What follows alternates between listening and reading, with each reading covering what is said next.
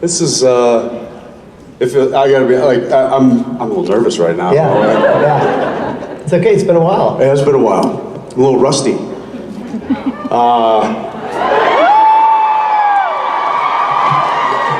What was that? They're like, just pour some WD-40 on it, you're fine.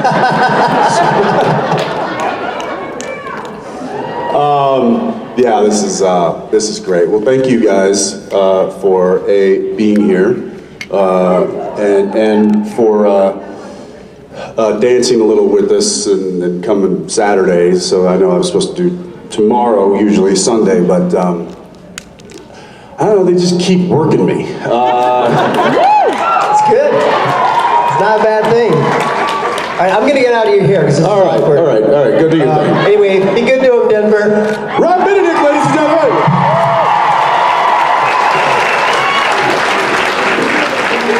Roba bene.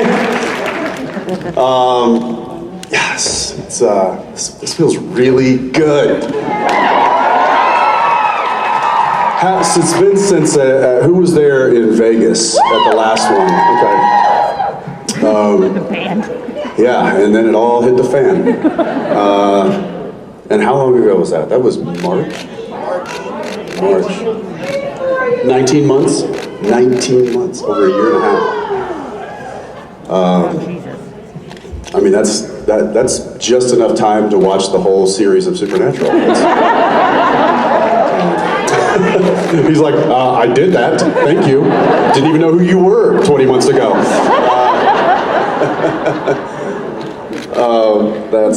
That's so cool. Yeah, but like I was saying, I thought I would have some time to hang and chill after the show was over, and that's not happened. So much has happened. We've got so much to talk about. The show ended, the finale. Wow. And at 1:15, the mood turned cold. Yeah, there's just lots to unpack here. What? Was that an FU? Really upset about the finale. Somebody had a little piece of rebar earlier, and I'm like, okay, all right. Do you go see Superman with a little thing of kryptonite in your pocket? Like, that's rebar. I mean, it had to be something, right? No. I will say that the actor, stunt guy that was responsible for placing me on that little piece of rebar, he was the biggest stunt guy I've ever worked with. I don't know if you could tell from that sequence, but I mean, at a certain point, I think he just picked up Jared like a rag doll. He picked me up like it was like nothing, like I was his little toddler. And he's ex-military. I forget where he served. I know he did. I know he definitely was in the mix, because why wouldn't you put a colossal human being like that on the front line? His hands were like the size of baseball gloves, and there you go. Yeah, this guy was legit. And I remember like talking to him, and he was very much. I was like, "Hey man, I'm Jensen." He's like, "Yes sir." I'm like, "It's good to have you." He's like, "Thank you, sir." I was like, "What's your name?" "Heidi." "Did you say Heidi?" "Yes, sir." It's a great name. That's solid name. Cool, okay. Now, normally, I would have gone on a 5-minute banter about the guy's name and Heidi, but no. Not with this one. That he was a very wonderful person, and I was like, do you feel a little bad that it's you that's putting this character down? And he was like, no, sir. Not even a no, sir. Just doing my job, sir. I like you. I like you a lot. So that happened. Boom. And that was like, I remember reading that script, it was like page 20, and I was like, hang on. Yeah, it happened awfully quick. Were you guys surprised that it happened that quickly or that soon? Yeah. It was like, well, there's gonna be a lot of angry people by the second commercial break. Oh my gosh. What else? Well, I don't know. I'm sure you guys have questions. We should get to that. It's been 19 months. Let's just do that because I'll talk forever. Because it's just me. I don't have my brother here. He's coming. He's on his way. And he's got you guys got him tomorrow. So that's why they kind of split us up. They're like, if I could have been here tomorrow, I would, but we're shooting on the weekends. In fact, this film is actually filming right now. They were able to schedule me off. I was like, it's gotta either be Sunday. I tried to get it Sunday, but they were like, we can do it Saturday. And I was like, oh, okay. But our work weeks are Wednesday through Sunday, which there's a variety of reasons why. But anyway, you got me today.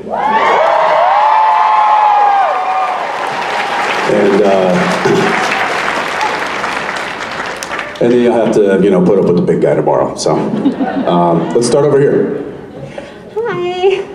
Oh, Hi. I'm so nervous. I don't know what to do with my hands. Did you say I don't know what to do with my hands? I don't know. Join the club. That's the girl right there. So I just love Dean so much in you, and you're amazing. And I'm really, really excited for The Boys because I love that show so much. And you're going to be amazing. And congratulations on your new movie role. Dean being such a long part of your life, is there any parts where you go into these new auditions and like when you go into The Boys in your new movie role, that there's this piece of Dean that you're carrying with you into these new characters?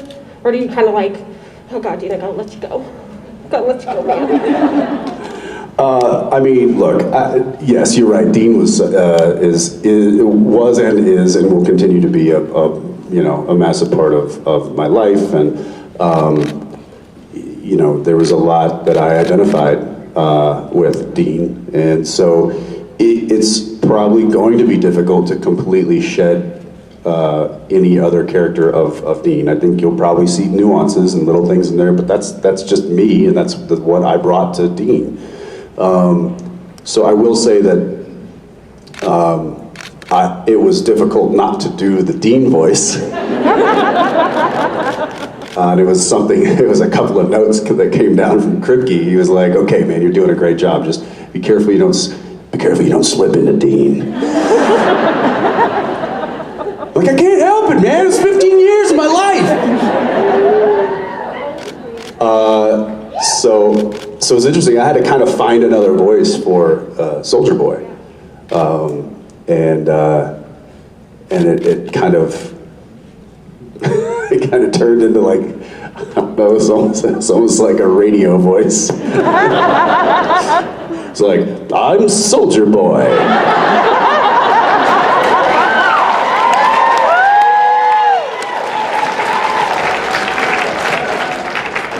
And I'm a superhero. So yeah, I don't think he sounds a whole lot like Dean. But then while I was up in Toronto filming The Boys, I also did another Batman movie. So now I'm like going into a recording studio, trying to find like the Batman, and while trying not to do Dean, and now trying not to do this new Soldier Boy. It's like, I'm Batman. So it was, yeah. They don't teach you these things, it's just, this is like, I don't know, you just gotta learn on the run. But yeah, Dean's always going to be there. And I was sharing earlier, like, I didn't really mourn. I haven't mourned the show. I haven't mourned Dean being gone. I haven't, because it's not. He's not. I mean, here we are 20 or a year later after the show's ended, and we're all here to talk about the show. And so I think it's going to be around for a long, long time, in some capacity. And who knows? Maybe we even like do one of those reunion things and come back, or do a movie, or I don't know. Maybe we just take like 3 years off and come back and start all over again. I don't know.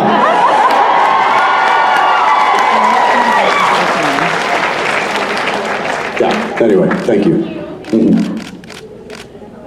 Hey. Hi. I'm holding a notebook. I still don't know what to do with my hands. Okay, I'm going to read this because I'm terrified. How much of a backstory do you make for any of your new characters? Even if there is an outline of the backstory, how deep do you take that? Do you like go, well, when he was 14, he blah, blah, blah, blah, blah, blah, or do you even do that? It's a good question. I know that is a technique that is used by trained actors. I'm not one of those. I was a learning on the job kind of a guy. So I wasn't taught techniques like that on how to break down characters and how to build backstory and how to do all that kind of stuff. So fortunately, the characters that I've been able to play have a good amount of backstory built into the script, so I can just lean on that and maybe open that up a little bit. But I think probably for characters that aren't overly explained in the script, that might be helpful to an actor to kind of just have an idea of where they're coming from, where they're going, so that they can play those small moments a little better. But like I said, I haven't really had to do that, because the scripts have been really informative about these characters that I'm playing. I mean, even this film that I'm doing right now, you know, it's a Western, and like an old school late 1800s full on Western, right? And I play a U.S. Marshal, and who is tasked to track down this fugitive. And so normally that would be it. That's all you get. But in this script, there's a whole backstory with this guy, and you know, he's got a situation at home that adds to the complexity of the character. He's got an odd way of doing things on the job that adds to the complexity. He has emotional struggles throughout the movie. So a lot of it's right there on the page. So I didn't have to do a deep dive into, oh, who is this guy? A lot of it was right there. And also with the boys, you know, that character was pretty well explained to me before I even showed up day one. Which some of you heard the day one story in here. If there was ever hazing, it was done by the producers and writers of The Boys, not the cast. They were super pro, and so was the crew. But there I was in all my glory, day one. Nice. So I'll let you figure that out. Welcome to Streamers, where anything goes, and everything. But that character had a lot of really good backstory to him as well, so I was able to just kind of read it and get it up on its feet and go. But yeah, like I said, that is a really good thing to do if it's not explained in the script, is to kind of create that or work with the director and help come up with something that makes sense. Thank you. Hi.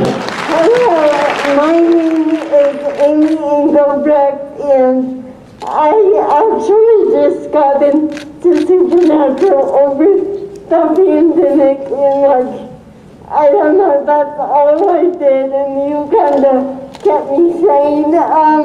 my question is, what did you do with your wife and kids when you got back from shooting the boys?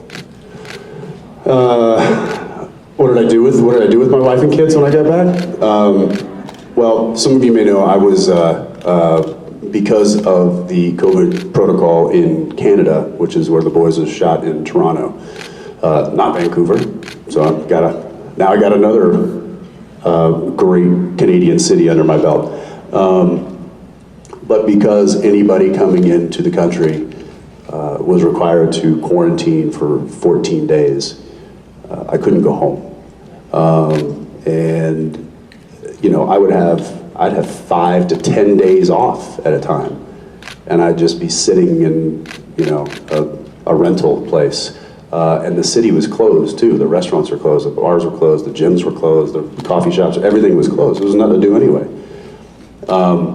So, you know, I was talking about this with Rob, and he was like, "Did you just go crazy?" And I was like, "No, I don't know. I just gotta get my head down." I was like, "Just do some work, get some work done," you know.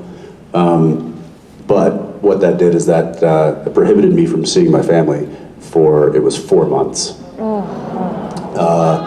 Thank God for FaceTime, because that happened daily. But still, there I was watching them change on an iPad, and I wasn't there to, you know, to hold them, and it was tough. It was sad, but I'll tell you a little silver lining to this story. So I have 2 girls and a boy. The 2 girls are daddy's girls. Like they are just all over me. They love them some daddy, and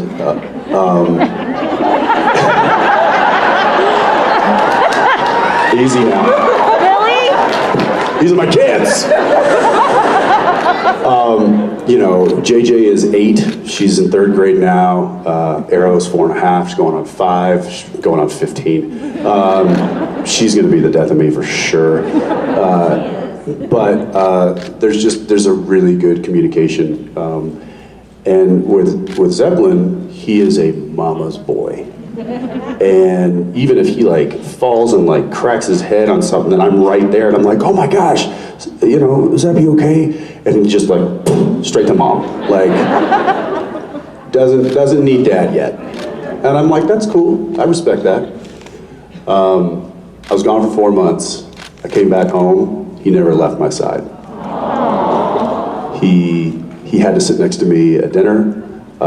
He held my hand everywhere we went. All he wanted to do was play trucks and trains with his dad. So the you know, absence made the heart grow fonder, and I was definitely a benefit of that. Yeah.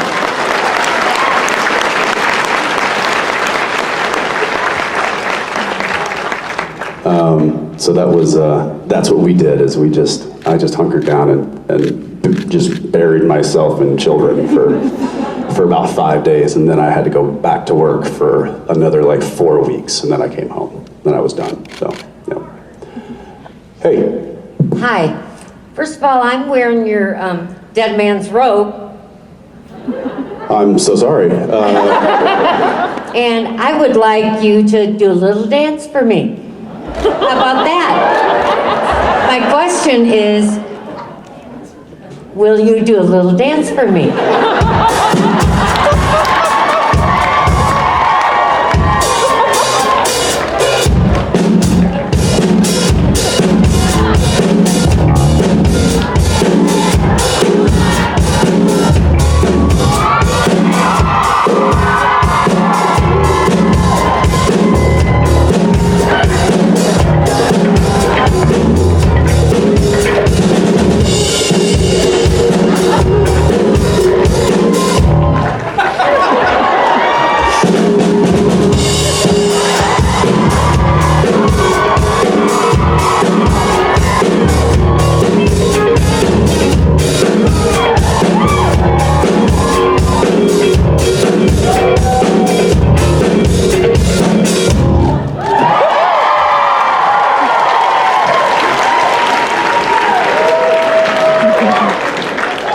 This musical interlude brought to you by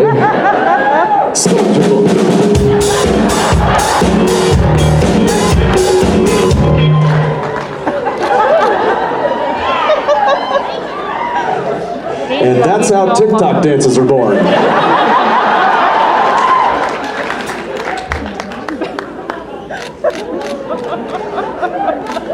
Just don't start playing that Applebee's song and we're good.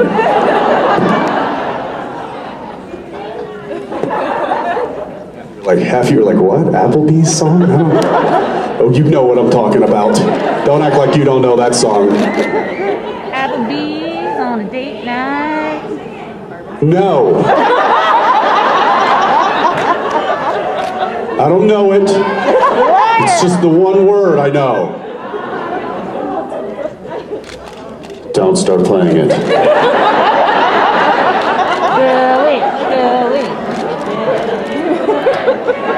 Okay, oh, stop it. Stop it.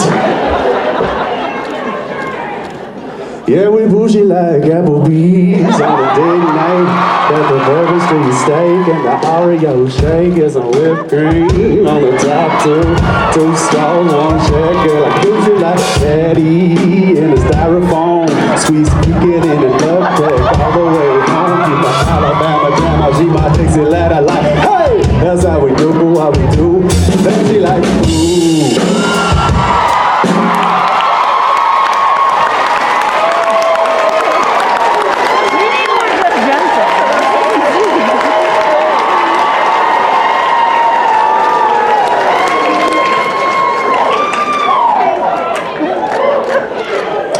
I just lost all credibility.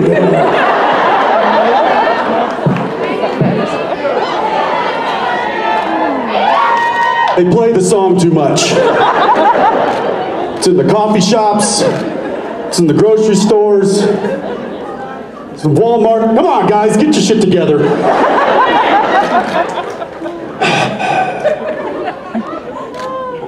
I need food. Hi. I was wondering what you were going to be for Halloween, and if you aren't anything, what your kids are going to be. Don't know, and I don't know. I think Daniil's trying to source all that this week or next week, and I'm just kind of whatever I get told to be, whatever's available, and I like to go simple. You know, like a black-eyed pea or something. Like that's, what'd you say? Peter Pan? A cowboy. Woodhounds. How's that simple? That's a whole thing. Cowboys! No capes, no tights. I thought you were Batman. Okay, yeah, I don't know, but I'm sure there will be a picture posted at some point. Yeah. What are you gonna be? I'm usually Harley Quinn, but I'm pregnant, so I don't know how that's going to Why can't you just be Harley Quinn pregnant? She shows her belly a lot, so... Okay. At that awkward... Just put Mini Quinn on. I'll do it. There you go, glad I could help. Hi. So my husband and I are hoping to visit your brewery in Austin soon, and even though I can't drink because I'm currently a human incubator, my husband would like to know what your favorite beer is. A lot of COVID babies going on. A lot of locked up in the house, not much to do. I can think of something. Okay, so what was the question? Sorry. What your favorite beer is. Which one from Family Business, I think is the question, right?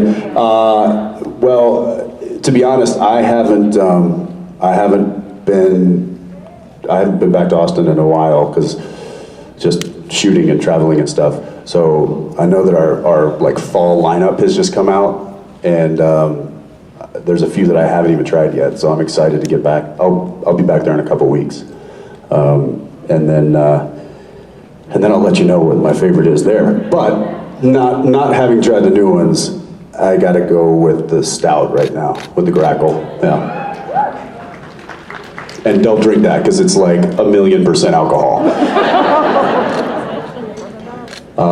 Hi.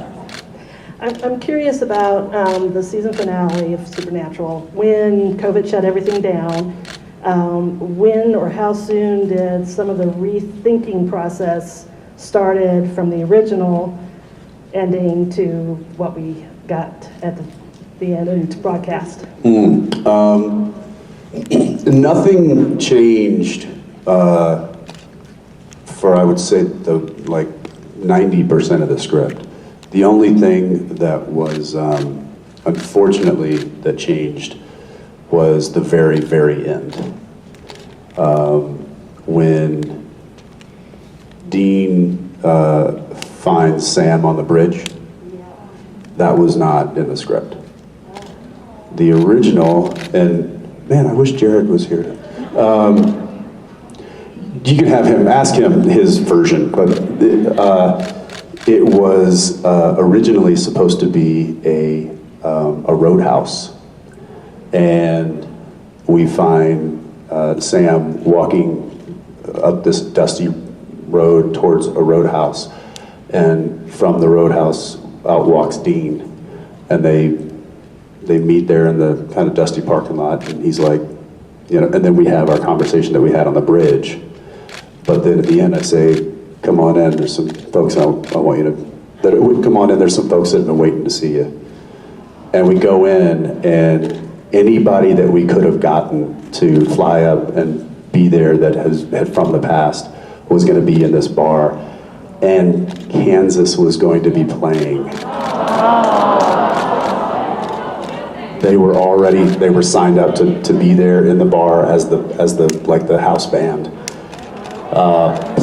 Playing Carry On. So that's what COVID took away from us.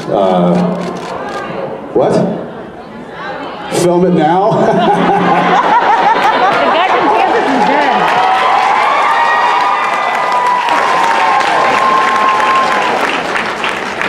dead. Yeah, good luck. So that was the only thing that changed, was because we couldn't get everybody up there. Nobody, you know, at that point, no one could fly up, and it was people had to do the quarantine thing, and to come up for literally one scene, it wasn't financially doable, and so we had to pivot and do a bridge scene, which I think was great. It was, you know, effective and beautiful. But it would have been fun to do that scene. And I think we were going to shoot that at the very end, and then just turn the cameras off and kept partying right into a rap party. And just forced Kansas to continue playing. Sorry guys, you got 2 more albums up there. Little dust in the wind, please. Yeah, thanks. Thank you.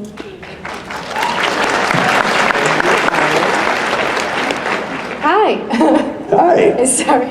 Well, I just wanted to say, first of all, thank you for being here, for taking time out of your busy schedule to see us. Super amazing of you.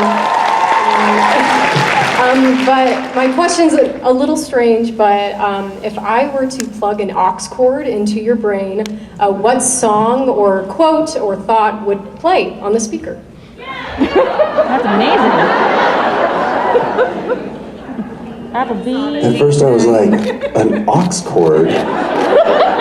It's like I was thinking like the animal ox. I'm like, what's an aux? Oh, an auxiliary cord.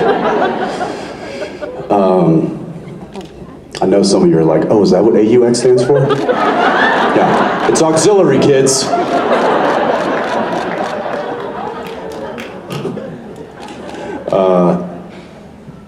What song did you say, or what thought? Anything. Like, what would play on the speaker if I were to plug it right into your brain? It would sound like this.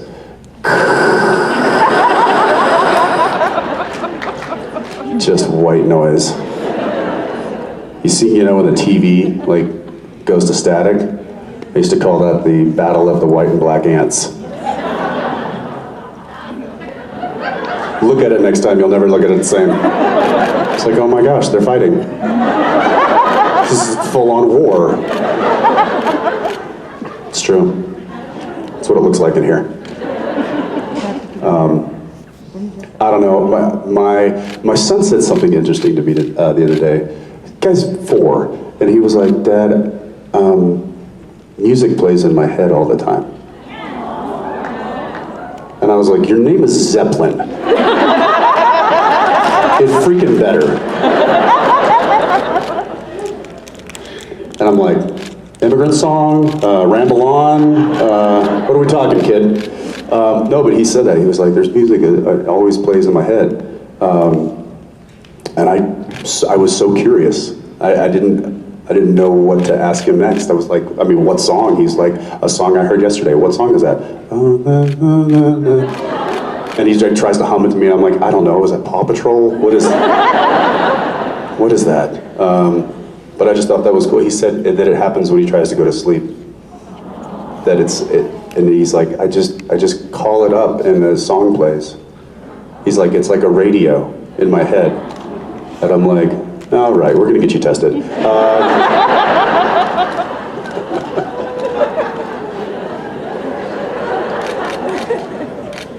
Make sure to steer this ship. Yeah, so I don't know. I think I share that with him. There's constantly things. I mean, I didn't know I knew the words to that Applebee song until just then. So the retention is scary. What else is in there? I don't know. But now I'm going to be thinking about that for the rest of the day. So thank you. Appreciate that. I'm going to stick with my first answer. It's just static. Yes. Hi, Jensen. So I really loved the series finale. I thought it was a very fitting and beautiful end to the show. Both you and Jared have kind of touched on it a little bit in the virtual panels, but I was wondering if you could go over in detail like kind of all the things that you two added to that final episode that wasn't in the script.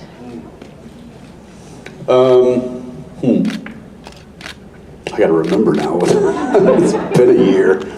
I mean, it was, a lot of it was all there. Like, there wasn't a whole lot of changing. And Jared probably remembers some of this stuff better than I can. But I know that, like, the barn scene was,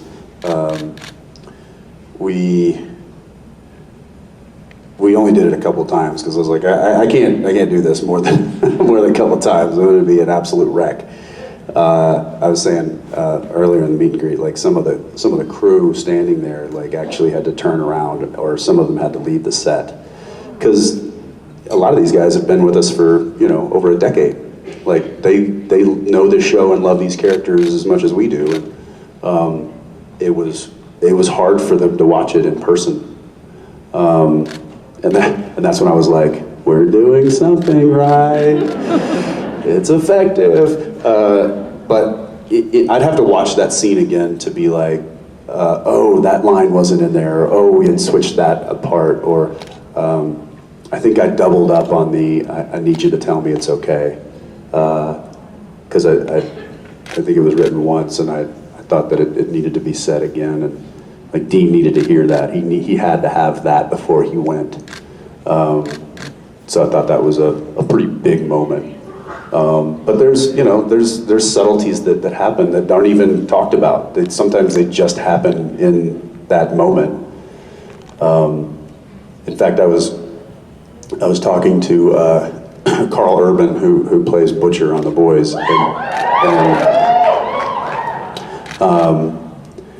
and he was saying, he's like, sometimes things happen in a scene that aren't planned, and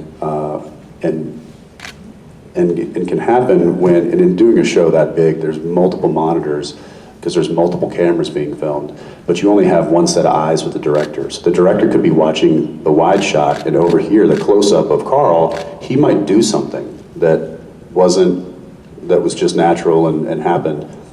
And the director may have caught it out of their peripheral, but it put an idea in their head, and so then they go up to, this has happened because this is why Carl said it to me, and then they go up to Carl and they're like, hey, maybe in this, when you say this line, maybe you could do, maybe it hits you this way, and there's like maybe more of a reaction or something.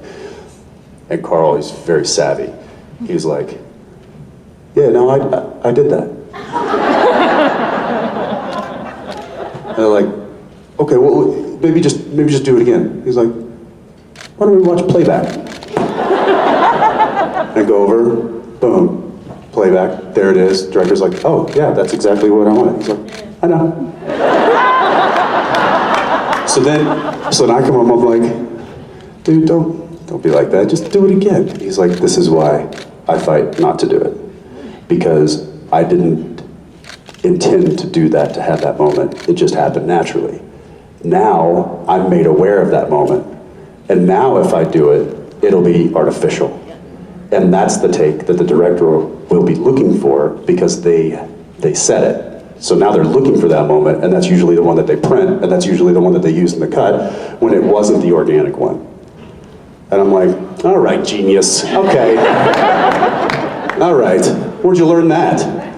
And he goes, Bruce Willis.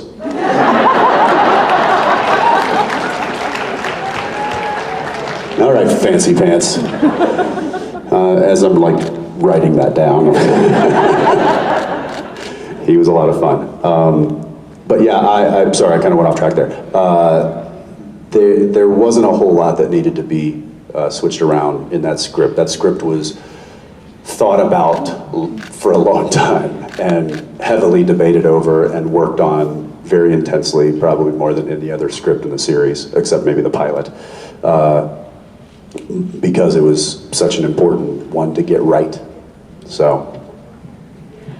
Yeah, so I guess kind of referring to the fact, that Jared wanted you guys to be wearing similar pilot clothes. Was there any like non-verbal? I guess that's kind of what I was. That was a Jared call to wear something kind of a bit of a throwback nod to the pilot outfits. I do remember one thing that changed, and this was something I had to fight for personally. In the script, I go down and I'm on the ground, and he picks me up and he's like cradling me, and we have that whole scene like that, and I'm like, no, Dean needs to be on his feet, and.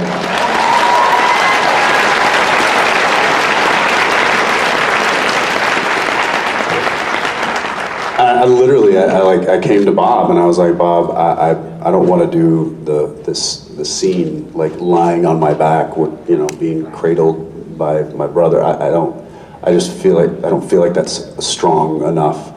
I was like, if he's gonna die, he's gonna die standing. And I just felt like that was more fitting for that character. And so I got pushback. They were like, that's going to change all the shots, and I'm like, I'm dead.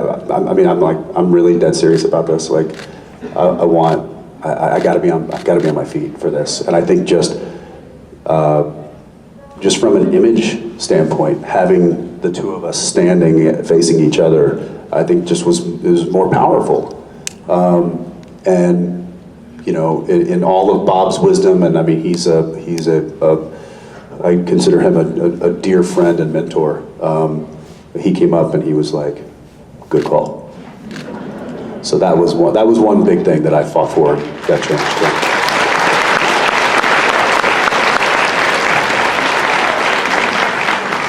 Thank you. Hi. Hi, Jensen.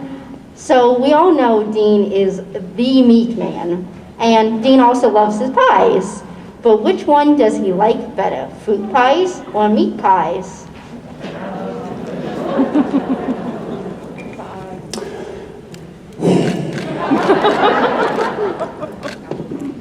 I mean, it's hard to deny the fact that a meat pie is the best of both worlds. You got your meat in a pie. Meat pie.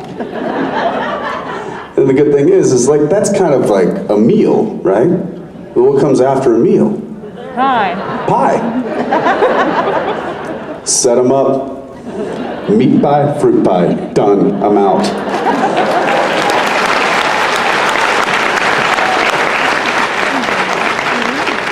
You realize that Jensen, cannot eat pie anymore without, like, a smirk on my face. Can't do it. Cannot do it. I see pie, and I'm like, I know who would like this.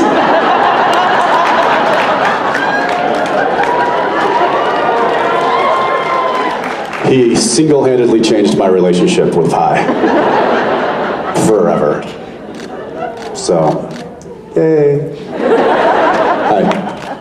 I just want to thank you for that little dance you did for us. That was amazing. You're welcome. I'm sorry. But I wanted to ask, oh yeah, please. No. Just press replay on your phone. Sorry, what? I just wanted to know if you had any paranormal experiences while you were filming the show, or if you had any like weird dreams while you were filming the show because of all the content. No. Nope. How about a paranormal experience ever?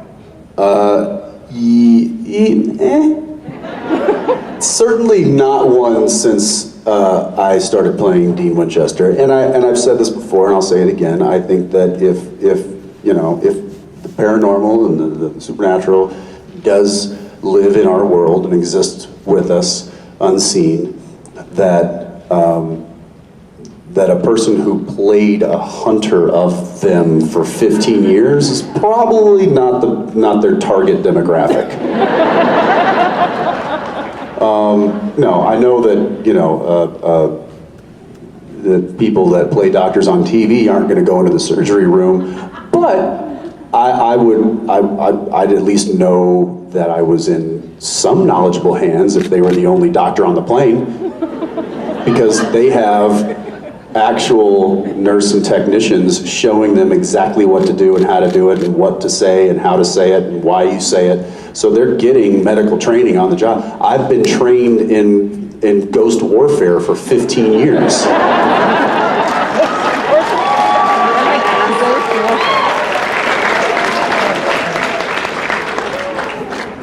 I have no problems sleeping in a haunted hotel.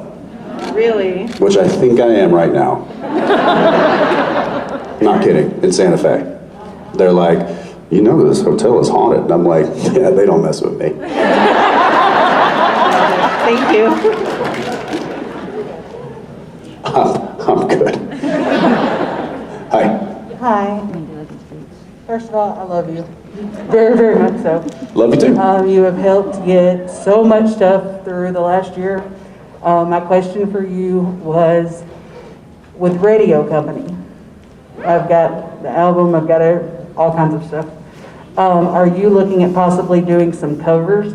And the reason I ask is because when me and my husband got married last year, I wanted to use Tennessee Whiskey, but with you singing it as our first dance. But I could not find a version anywhere that was not live. And I would love to be able to have a copy of that, and those and any other covers that you might consider recording. And my husband told me to tell you your beer is awesome when we went to the brewery. Well, if we have no plans of doing any kind of cover stuff, but I will say that if I was to ever do record covers, trying to do Chris Stapleton is just suicide. Like, why you just don't touch him. Like, that's like, I don't know. I'm sorry, that guy's incredible. It would have to be a completely wildly different version, but yeah, you can't try to imitate that guy. He's too good. But that's there's certainly a possibility of that, but I don't have any plans to do that anytime soon. I gotta get off my horse first. I gotta tell you about this real quick. I told a few people in the VIP.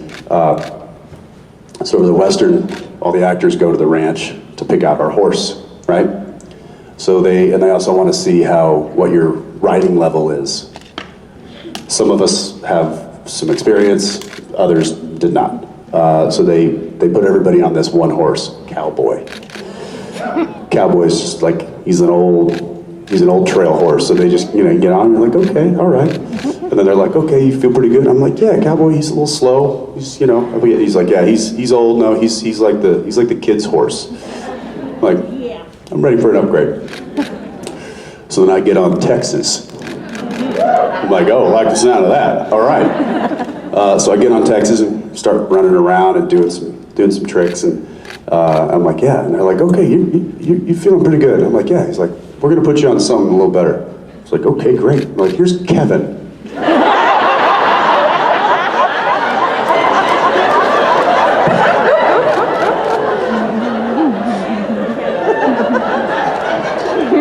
Cowboy, Texas, Kevin. So I get on Kevin. Kevin's a good horse. He's a solid horse. But then I look off in the distance and I'm like, what's that big black horse over there? Solid black, beauty, looked like Black Beauty. Just gorgeous. I'm like, who's that? And the wrangler goes, that's Baby.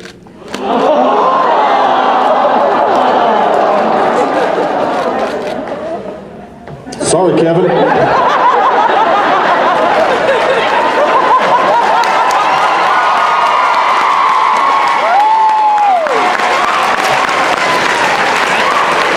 Yep. Baby's coming with me. And then the wrangler goes, no, BB. I don't care for this project, that's Baby. He's black and he's Baby now.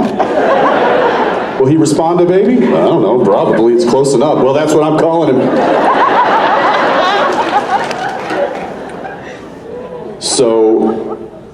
So I ride Baby, and I'm just gonna refer to him as Baby, because that's, right? And he's good. We're going full steam up the hill, down the hill, doing sliding stops, and I'm starting to feel really comfortable, and so I'm like, oh yeah, no, this is no-brainer. So we show up day one of principal photography, and the scene where I'm on the horse and I come over this ridge and I'm headed down towards an old cabin, and I get there on the day and I see them loading BB up into the trailer. I'm like, well, we're about to shoot. Where's he going? They're like, he's limping today. I'm like, no. Well, we're about to shoot a scene, and he's like, he's my horse for the whole movie. This is day one. And they're like, yeah, we're gonna have to put you on a different horse. And I'm like, well, what? And right about that time, this giant, like 16.5 hand horse comes around the horse trailer. Just this beautiful, huge quarter horse. And they're like, we got the biggest horse for you. I was like, oh. What's this one's name? Spanky.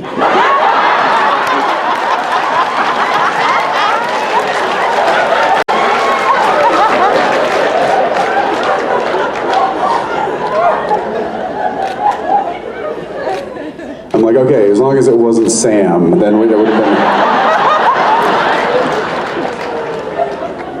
That would have been too close. So it's me and old Spanky. Yeah. Thought I'd share that with you guys. I don't know, was I supposed to answer a question?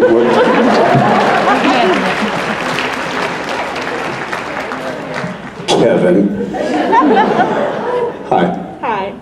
My question for you is, how do you think Dean would have reacted if Jack's character was a girl and not a boy? The same?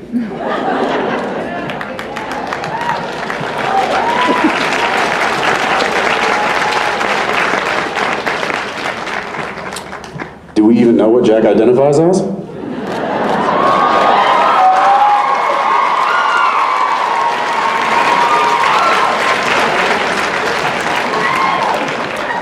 I don't know that we had that discussion. Yeah, I don't think anything would have changed. I like it. Yeah, I can't think I got that one. of a storyline point that would have been affected by gender, which it shouldn't.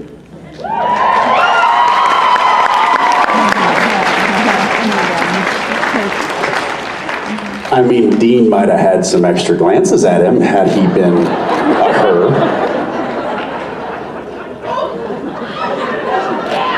But that's Dean's problem.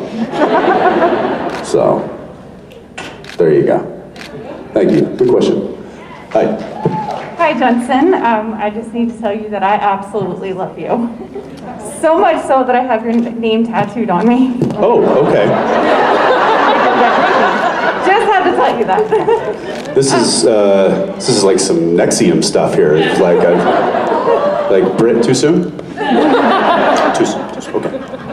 Love you too. If you could have played any other character besides Dean in Supernatural, who would you have played and why? Oh, I've had this question before, and I think I've said John, but I'm gonna mix it up, and I think Benny had a really cool storyline.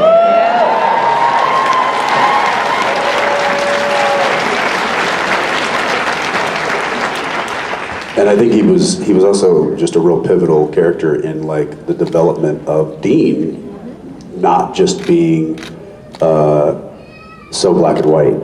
That there is gray area. You can find a monster that is trying to be good, and maybe they are worth saving or partnering up with. So I felt like that was a really interesting story, and I would have wanted that storyline to continue as long as possible.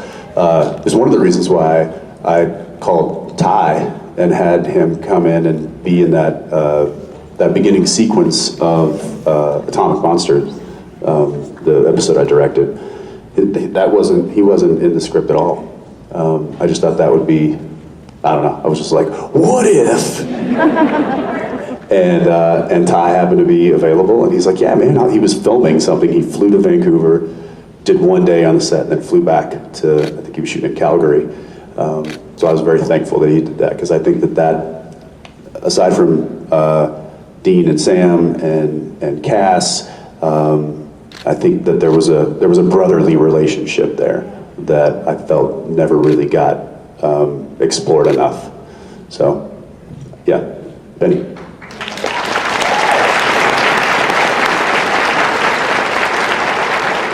Hello. Hey, hey. My question for you is, what's your favorite style or brand of boot? Boots? As in like boots? I think I've got some Lou Cheesies on right now. Lou Casey's, they're called. I actually just got a new pair in Santa Fe. There's a place there called Back at the Ranch, and they make custom boots, but they're made in Texas. But they sell them there. So we'll see, I gotta break those in, but until then I'm wearing my Old Faithfuls here. So Lou Casey's, I think, are solid, yeah. Hi. Hi. Okay, so my question is, if Dean had opened the door in the episode 1519 where it was actually Lucifer, but it had been Cass instead, how do you think Dean would have reacted? Wait, what? When Cass called Dean on the phone, but it was really Lucifer, and Yes. Dean runs Oh, up yes. the stairs, And- but it's Lucifer. and How Lucifer do you standing there. think Dean would have reacted if it had been Cass instead of Lucifer? Well, I think we kind of got a glimpse of that with how quickly, they got up the stairs, and he was, he like, that was a really hard scene. Man, it was really hard keeping that a secret too. Like that scene with Misha and I, the goodbye to Cass. Yeah, I mean, he had just lost, one of his best friend, and having to deal with that, and then all of a sudden, in the world of Supernatural, that could be possible. He could be at the door. So I think it would have been a huge embrace. Yeah.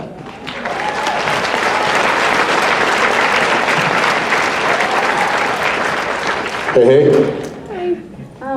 I just want to know what's your favorite part of playing a superhero? Not the outfit. I think it looks great. Not the outfit. And look, LJ, who is the superhero outfit designer, is lovely and an incredible talent. And I can't say enough about her. But those things they're not built for spending 12 to 14 hours a day in the heat, sweating, and also trying to do stunts. And I had layers upon layers. So mine was like this, basically a bodysuit, right? But then on top of that, I had this giant tactical vest with all these decals on them. And then I had like forearm armor and gloves and knee pads and giant boots. And fun fact for you, the boots I wore as Soldier Boy are the same boots that Dean wore for 15 years.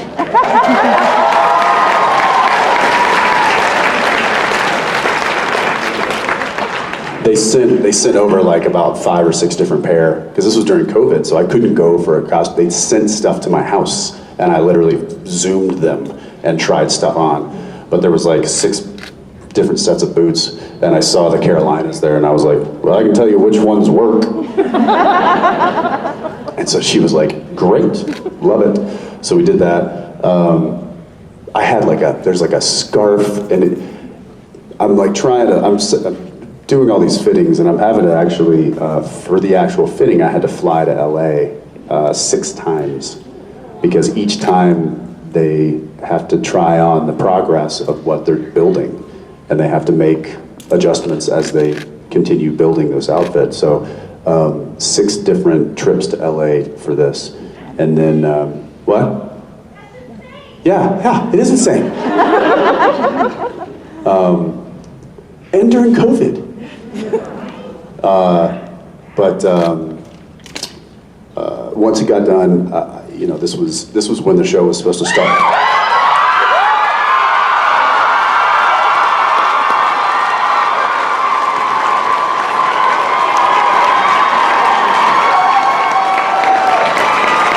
I thought it'd be Jared. What you doing, pal?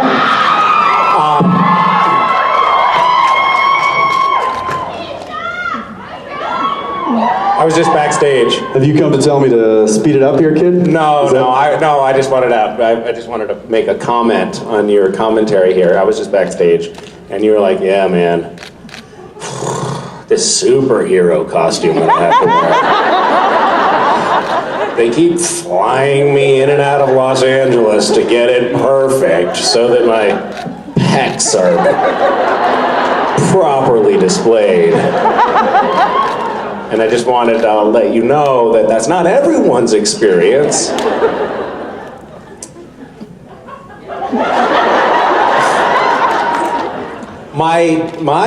I have a similar story though, and it's not like exactly the same, but it's pretty similar. My daughter recently tried to dress me up as a butterfly. So I know what you're talking about. I kind of get it. Did it take her 6 times to get it right? No, she got it right the first time. Oh, that's bonus. Yeah. Funny story. I don't think I told you this. When during the fittings and they're building this costume on me, I said, you're gonna build some big muscles into the costume, right? Because you did tell me this. because I know that, and this is no secret, that Anthony Homelander's suit is quite muscly and built out, and in all the right places. And so I was like, and there's some built out things on some of the other characters too. So I was like, oh, well, you can give me some superhero muscles, right? And she looked at me, and no kidding, she goes, "You're gonna bring me those when you show up."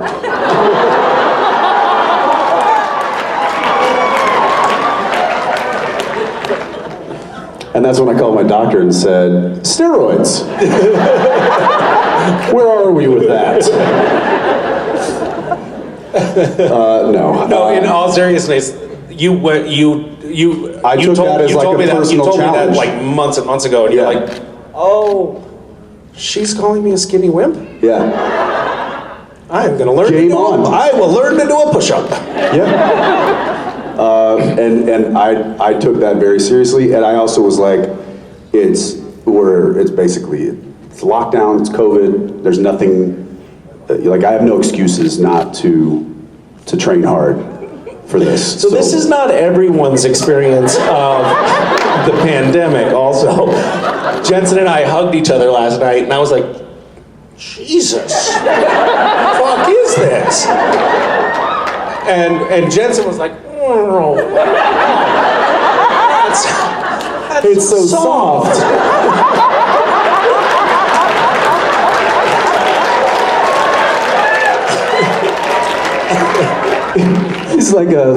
It's like an angel plushie.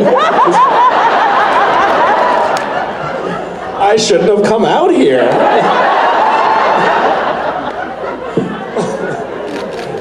I actually don't know why I'm out here. Well, where's the seat, man? Grab a seat. Or I can just stand. I'm gonna stand. Here. Get your hand off me. I have missed you, and I've missed all of you guys. Like, it's so, I just so you know, backstage in the bowels of this hotel, everyone is just hugging each other and so happy to see each other, and we're all so damn happy to be back, and that's not hyperbole. There have been times in the past when we've showed up at conventions and been like, ugh, this again? And that is not our experience. Like, we are so happy to be back. Really. I remember when it looked like Orlando was going to be the first one back a few months ago before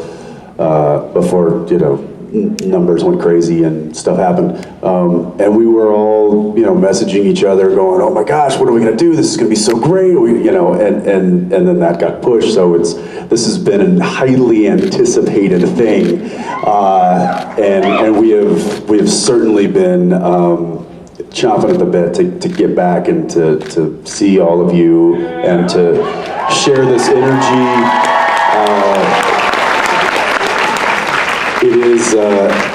It is something that that I know I truly enjoy, and I was kind of, who's I telling?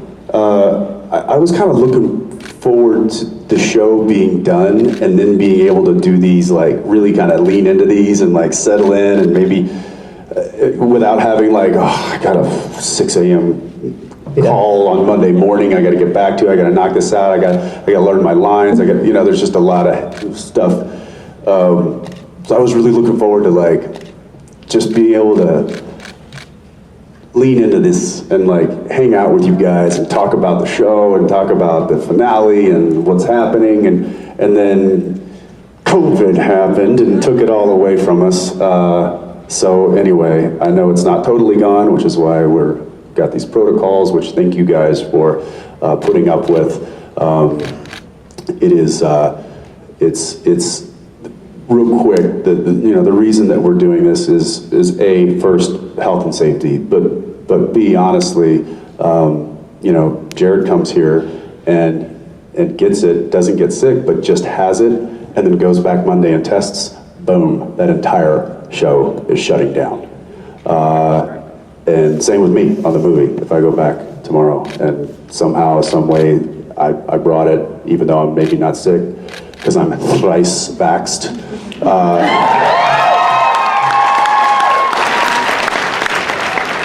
Still, it would shut production down, and that would mean a lot of people not getting a paycheck. And so we're just trying to be as safe, but also as considerate as possible to the people that aren't here, as well as the people that are here. So thank you for that.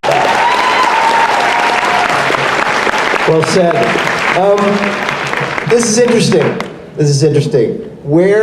So, Misha, are you next? Yes. Yeah, I am next. Okay, so maybe what we should do. This is super awkward. Yeah. How do we manage How do we do this? This is not how If only we had a host. Oh, that's my job. Where is the transition happening? Man, I miss Rich.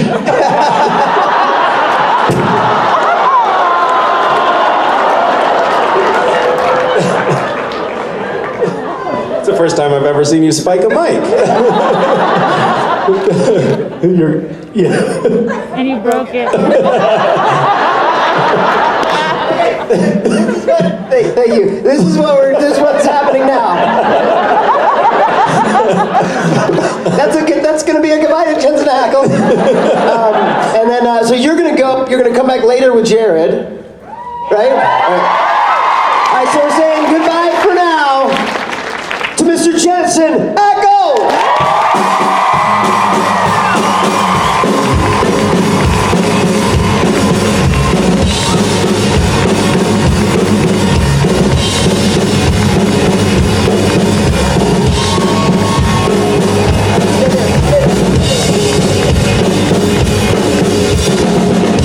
All right, that's that. So that happened. Okay, just work with me here. So Misha's already here, but we have a song we love to sing for you. The song is about how I'm late. No, there's another song about our favorite angel. Oh, I love that song. He's our angel, come and save me tonight. He's my angel, come and make it alright.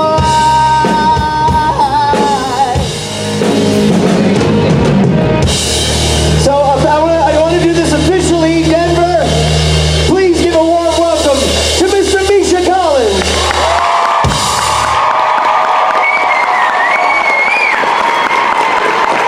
I like you doing your own sound.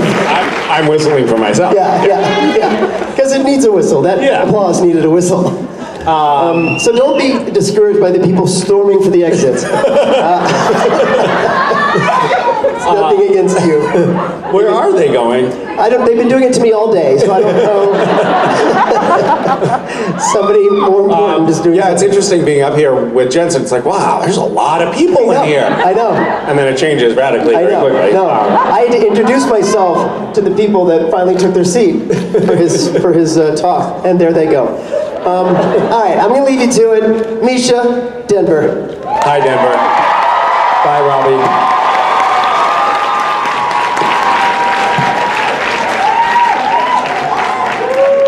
Hi, everyone. Oh, it's so nice to be back. Missed you. It's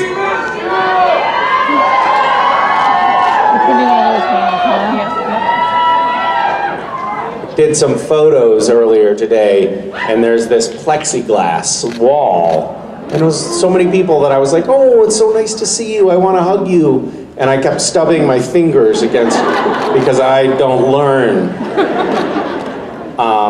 But it really is nice to see everyone again. How many people here are new to conventions?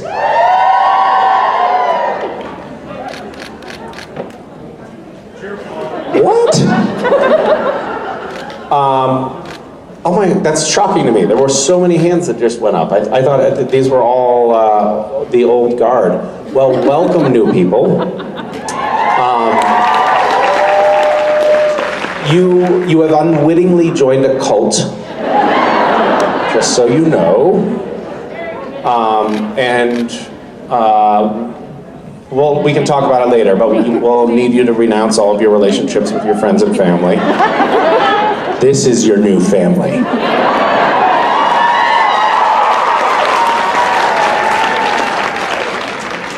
And family don't end in blood. But if you try to leave, there will be blood. Oh, that was ominous. Weird. But on point.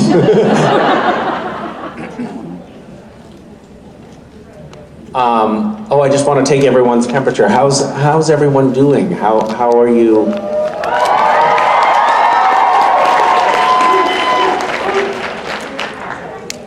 I've been working on this kind of travel, culture, food show for PBS recently that hasn't yet aired.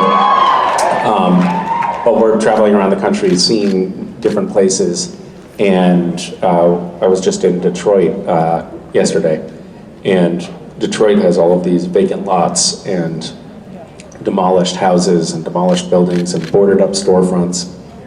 And yet, as we explored Detroit, it was like there was this palpable feeling of optimism and opportunity and hope. And I feel like collectively coming out of this pandemic and this shutdown and all of the loss and sacrifice that came along with it, it feels like there are buds that are beginning to open and optimism and hope are creeping back. And this feels like that to me right now.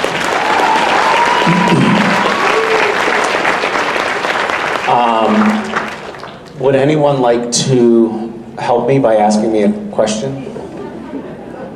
How about you? Oh, God.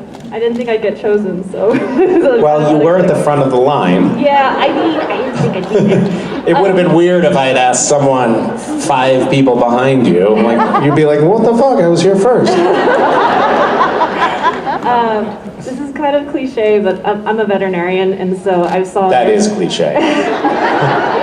It's a cliche question for a veterinarian, but I was just interested in, I saw in your social media that you guys adopted a puppy and, having the family take care of the pets now that you're done with the series. Like, how has that been going for you guys?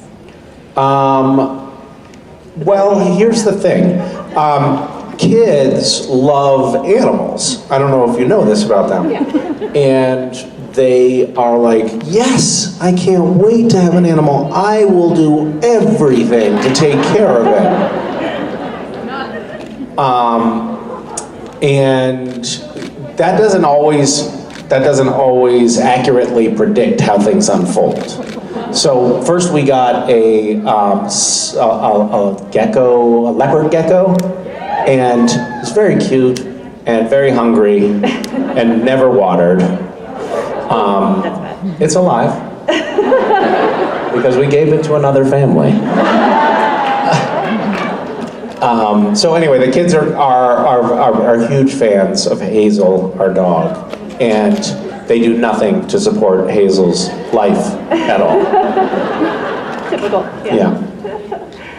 Thanks. Yeah. Do you have animals in your home? I'm working as on my residency away from home, but all my pets are with my family in California. Okay. So, yeah, but I. So with your parents? Yes. So that's just sort of exactly what happens. Exactly. Yeah.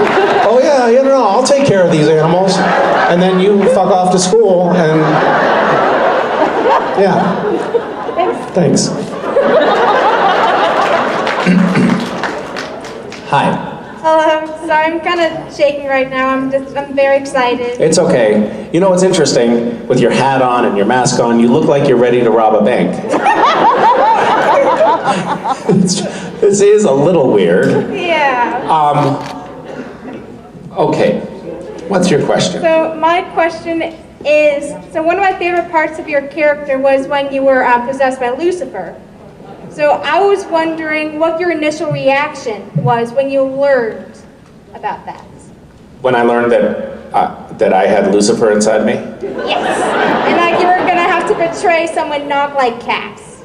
An evil version of him.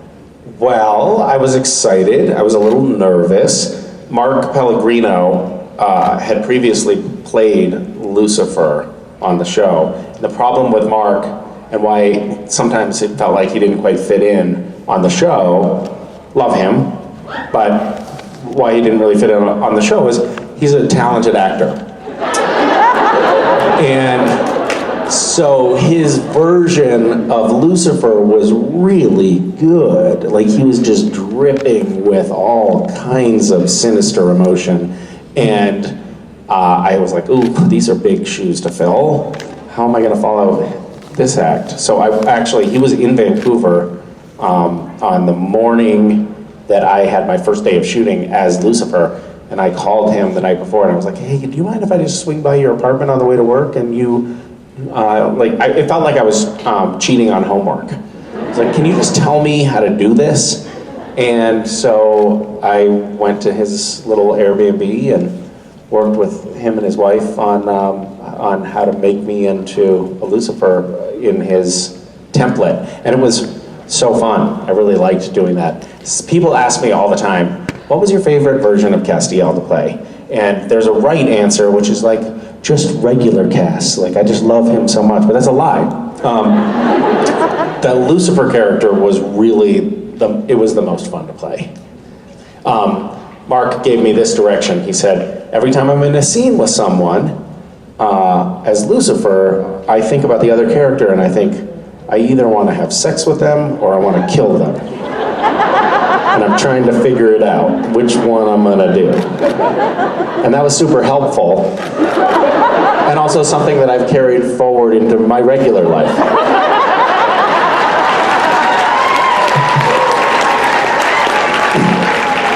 Thank you. Yes. Hi, Misha. Hi. I'm Natalie. Hi, Natalie. First, I want to say I was in Vancouver and someone stole Wait, I can't quite hear you. You can't hear me? Can you hear me there? Yeah. How about there? That's better. Better? Okay. So first I was going to say I was in Vancouver and some other Natalie took my spot when I came to ask a question, so I'm super happy I got to come up. So that's one. That's infuriating. I was so sad. It sounds like you have a lawsuit on your hands. Oh. No, I'm not like that. So my question is... I just broke her kneecaps. Sorry, No. Sorry, I don't want to put words in your mouth, but it is a thought. But you are. So my question is, so I started gishing a couple years ago, and it's super fun, and so I wanted to find out, you've been doing it a lot longer than a couple years, so what is your most memorable event tied to Gish?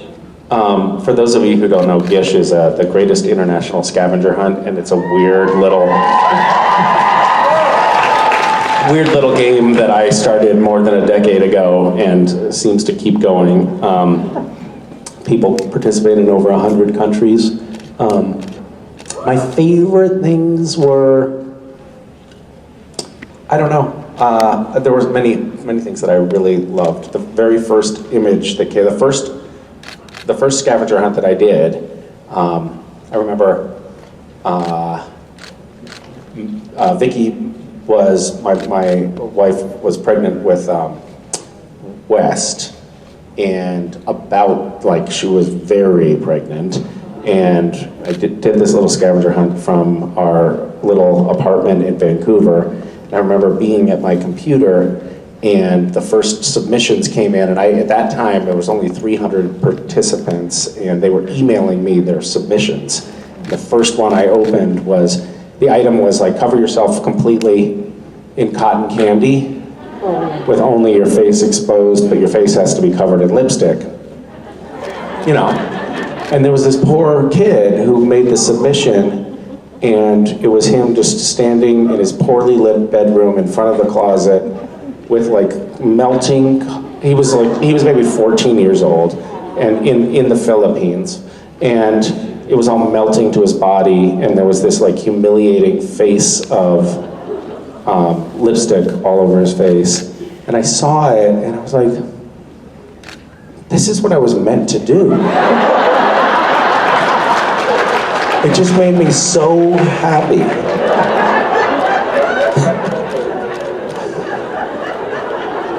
I distinctly remember walking out of the room and saying, to Vicky, I was like, I really think I've hit on something here.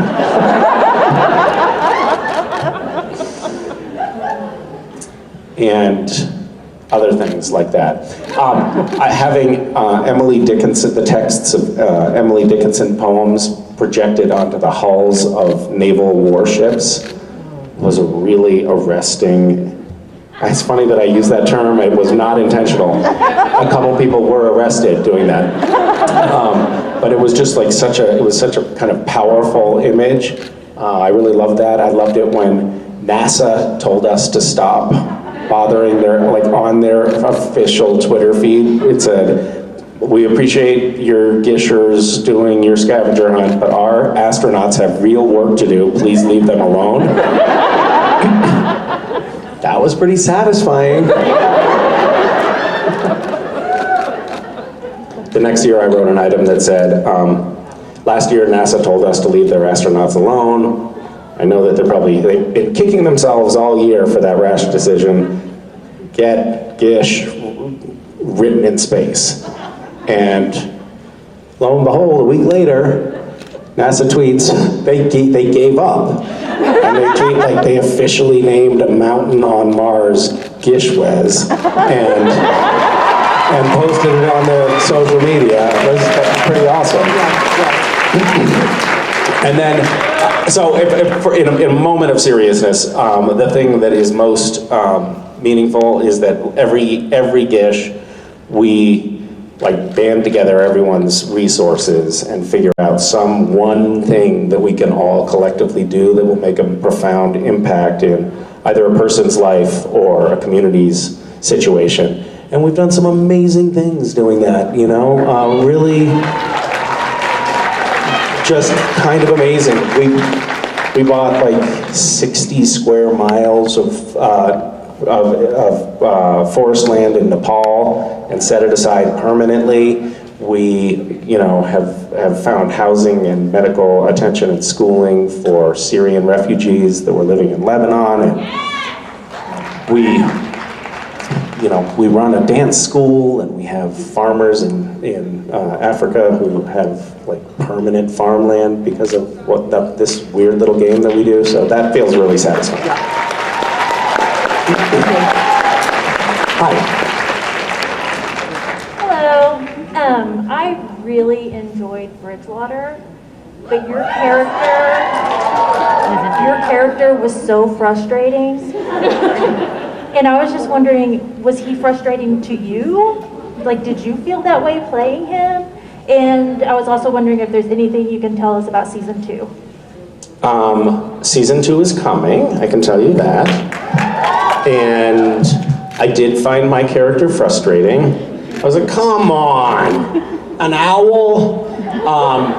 It seemed like a little bit of a refrain of some of the things that we did early in Supernatural, where one brother was always like, oh, that's probably nothing, and the other brother was like, no, it looks like it's something supernatural. And there was always this fight. And in Bridgewater, my character is always like, there's got to be a rational explanation for all of these completely irrational things, and he stuck with that for a little too long. It was kind of annoying. But as the podcast winds up, I think the tables turn.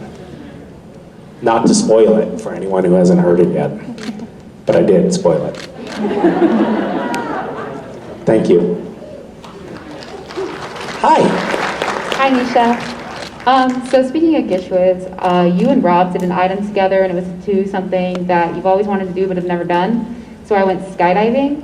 So is that something you would ever consider doing? Is that something you've ever wanted to do? I have considered and have wanted to, and have not yet done it because I'm too afraid. How was it?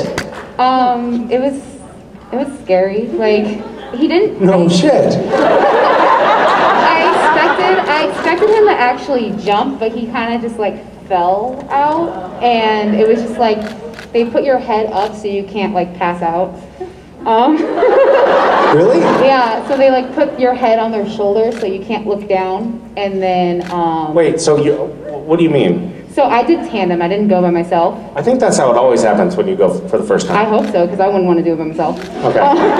So you lean. So he has you attached to them, and then you put your hands like this, and you lean your head up on his shoulder. Okay. And then he kind of just goes 1, 2, and then just falls out. Huh. That sounds kind of snuggly. Yeah, but if you're looking for a cuddle, that's a good way to get it.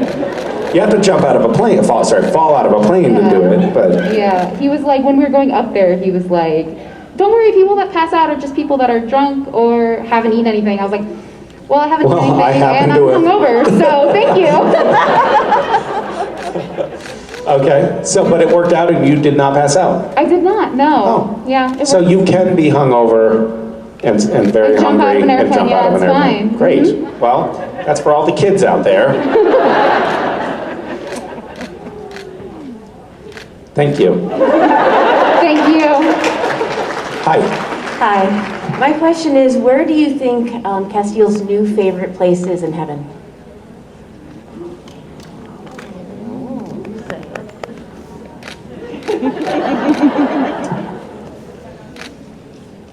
Well, that's interesting. I mean, I think the angels see a version of heaven that's very different from ours, right? But I imagine that Castiel's version of heaven is probably somewhere in the bunker or somewhere, maybe in the Impala, you know, back with the boys.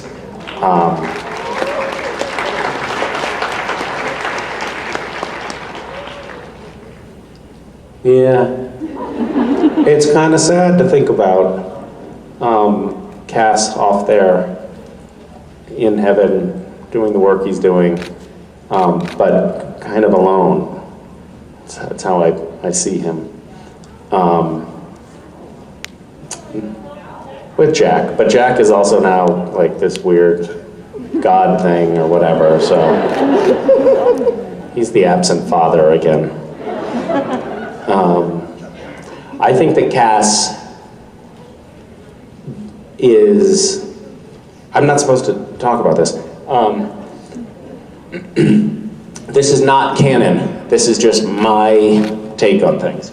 But I imagine him being kind of sad and kind of lonely on the one hand, but also like imbued with this lasting happiness for having expressed himself that buoys him along. It's like this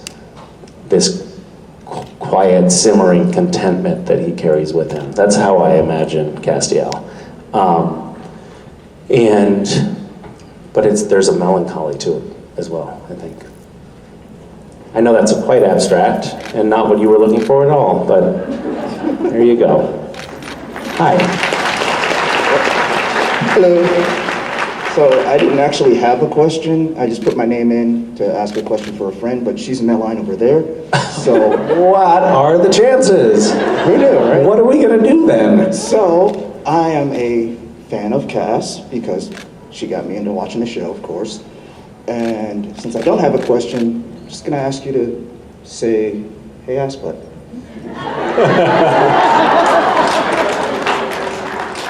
As a rule, I don't do Cass voice things on stage, but I mean, because and honestly, I think to ask me to do that would be, you know, something that an ass butt would do.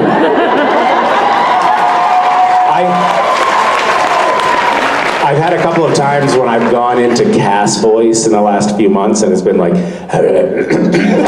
it's like I'm losing my Cass voice, and it's so sad. But it's in there somewhere, and it comes out. Yeah. Thank you. Thank you. Hi. So this could go one of two ways. I might blow That's it. But exciting. I know, I'm really excited. I don't know if you've seen Squid Game, but my question essentially, dang it. Okay, my Went the other way. My question was essentially, which game do you think you would die on? So we have a few options, all right? Okay. Yeah. All right, there's red light, green light. Yes. All right. I believe tug of war with a team. Okay. What there- is she talking about? Removing the shape from a honeycomb in one piece. I don't know how to explain that in any better Okay. ways. You have Wait, is this a game that could cause one to perish? Yes, and by perish I mean eliminated as in murdered. Oh, so if you don't successfully remove the honeycomb from the single octagon from Yes. Is that what it is? Yes. Okay. Sort of, right? Yeah. Yeah. This seems important. Go on. Yeah. Yes. Playing some games with marbles, just one-on-one with another person, and then making it across a bridge without falling through the panes of glass. See, it went the other way. So I'm sorry. I think probably the easiest thing to do is the honeycomb. The honeycomb? Was that the wrong choice? Yeah, would you pick umbrella, triangle, square, circle? Yes. Okay. Great. Yeah. Thank you. Thank you.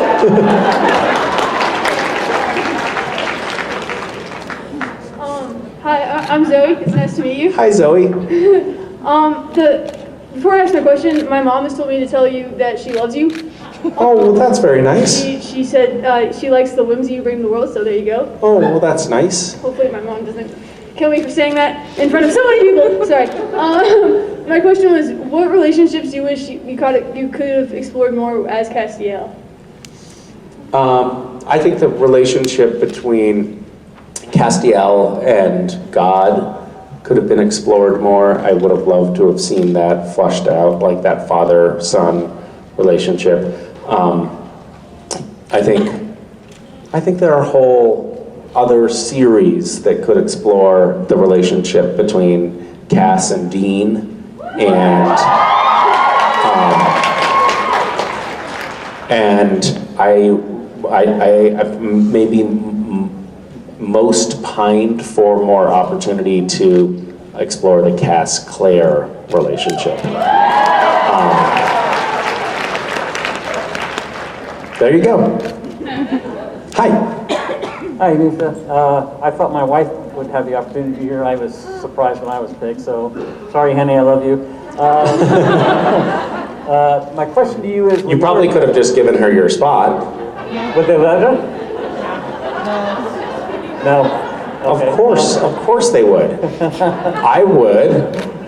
So now I'm like, now it's your choice to take the question instead of giving it to your wife, which you seem to be doing. My question to you... Whoa. Somebody's not getting any tonight. But my question to you is, when you were first cast, did you have any idea, when you were cast as Castiel, that you were going to be on the show as long as you were? I'm glad you were, because I can't imagine you would not be on the show. When I was originally cast on the show, the audition material that they sent out said 3 episodes. But I have some very incriminating photos of Eric Kripke, the show creator. So I knew I'd be able to leverage that into a much longer run. Over time, it became clear that the character was adding nothing to the show, and yet I stayed on. And that's because of blackmail. Thank you. You need to go. Oh, sorry. Where's the wife?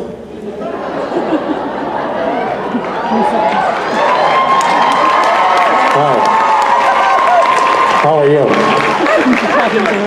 I cannot believe he did that. Did what? Took your question. I know, I can't believe it either. You'll pay for it. I know he will. You'll pay for it. Wow. So you two are into some kinky stuff, huh? What is the question that you wanted to ask? The question I was going to ask was, what was the best part of playing Cass in which episode? Oh, what a great question. I wish I had gotten that one. I'm going to go back up on stage because I'm eating my shirt right now. Can I have a picture with you before you go? Oh, you want a photograph? Sure. She's going to tackle me. That's okay. Can you take the, do you see my glass? I do. It says my name. Yes. Yes. Can you take these off? No. For the picture? Take your time. No hurry whatsoever. Yeah. Just go. Well, that's going to be a great picture. You can almost see my face.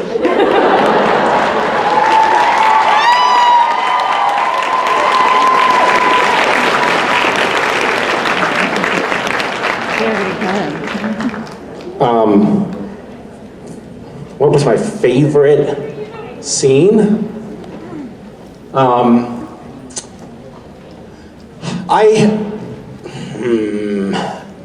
I think there were a lot of, there were times on set when I just had so much fun and kind of wish I could hold on to those moments forever. But my favorite scene in the show was the last scene that I had for my character. It was just very meaningful to me. And it felt really lovely to be able to do, have that declaration of love and be able to sink into it so deeply. It was a lovely scene. It was the last scene that I shot on the show. It was the last scene at the end of a long week of shooting late on a Friday night. And it was me saying goodbye to the cast and crew. It was also all of us saying goodbye to the character Castiel. And the altitude has gotten to me. I'm like just walking up those steps.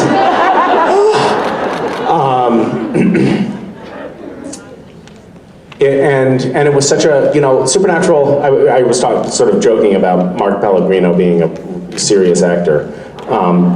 But in a sense, he was a serious actor. And, occasionally we would hear him doing like vocal warm-ups in his trailer. And we were all just like giving each other wedgies. and kind of just fucking around a lot on set, and it was part of the culture of the show. Like right before we went into a scene, we'd still be teasing each other or joking or messing around or trying to mess one another up during shots. And yet that scene, that last scene of Castiel's, everyone in the cast, everyone in the crew, I guess it was just Jensen at that point, but everyone was just like nurturing that moment together, and we were all just like in it in a very intense and serious way, and that was really lovely. It was a lovely goodbye. It was like this, it was a bona fide goodbye, and I will cherish that.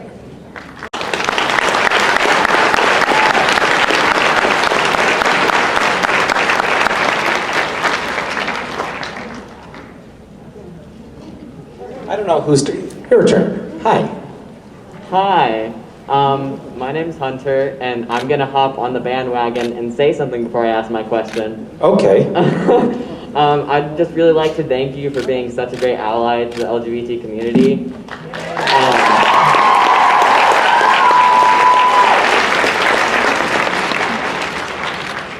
And my question is, if you were a serial killer,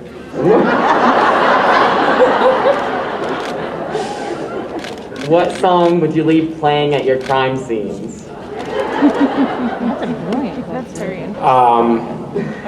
I guess the theme song to The Greatest American Hero. Thank you. It was a great follow-up to your introductory statement. Made a ton of sense. Thank you. Hi. Hi there.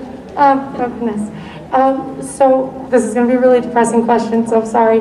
But so the boys had a problematic father, Best, and a very difficult relationship.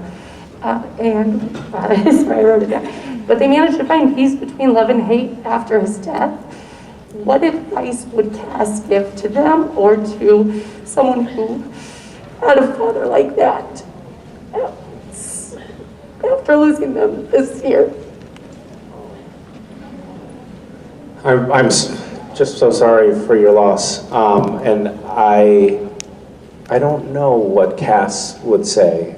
I think that in the world of Castiel, there's an afterlife, right, and a heaven, and an opportunity to see one another again, and whether that ends up being literal. Oh my gosh! Stop! Stop! Hi. Listen, I couldn't come alone, so. You gotta stop.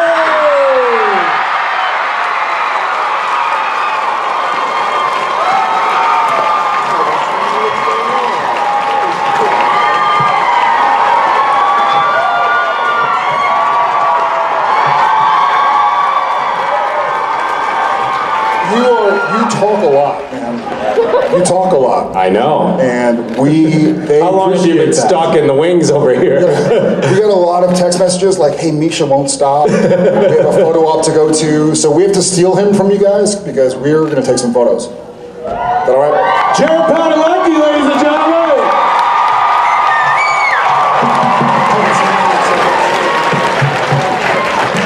Look at this, all three of them on stage together. It's been a while, it's been a minute. Misha Collins, Jared Padalecki, Jensen Ackles. The stars of the show. We'll see them again real soon. See y'all soon. They've seen y'all, I haven't yet, so I just want to say, missed you guys. Really fucking happy to be here. See y'all in a second. Walker himself, Jared Padalecki. Yeah. All right. Everybody. I mean, after that, where do you go? I say we bring them home with the mother frickin' costume contest.